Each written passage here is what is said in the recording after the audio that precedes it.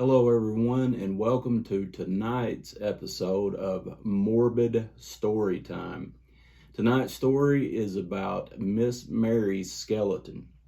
In 1905, in Des Moines, Iowa, Miss Mary Frances was being disturbed nightly by these voices and moans that were coming from her basement.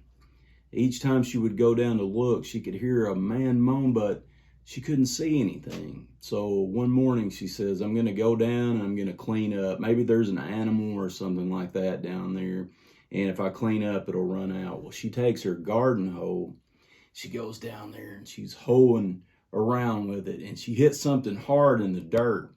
And she pulls with all her might and something pops out. It was terrible. I'm telling you, it was a human skull. She was horrified. So she starts digging around a little bit more and she pulls out a whole skeleton.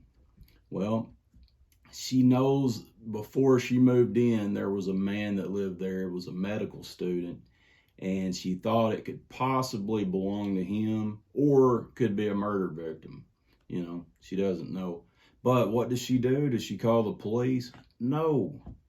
Miss Mary takes the skeleton, goes outside and throws it in her backyard.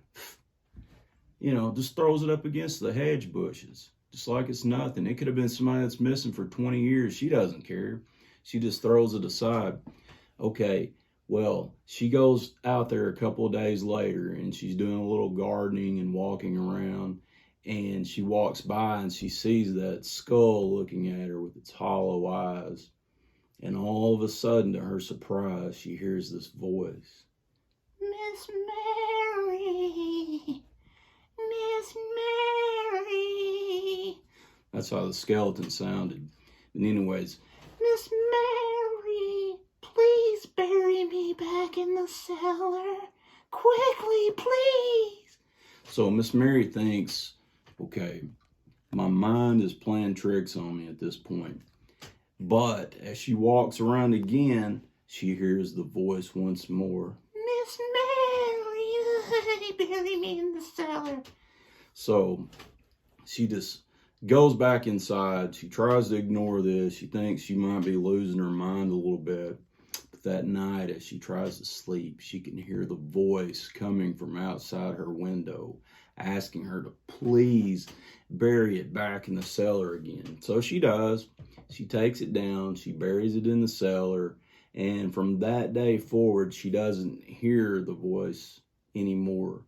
And people will ask her when she told them about the story, were you afraid or are you afraid to have a skeleton? And she says, no, I'm not afraid at all. I feel like I have a protector in my home. So the skeleton actually made her feel pretty safe.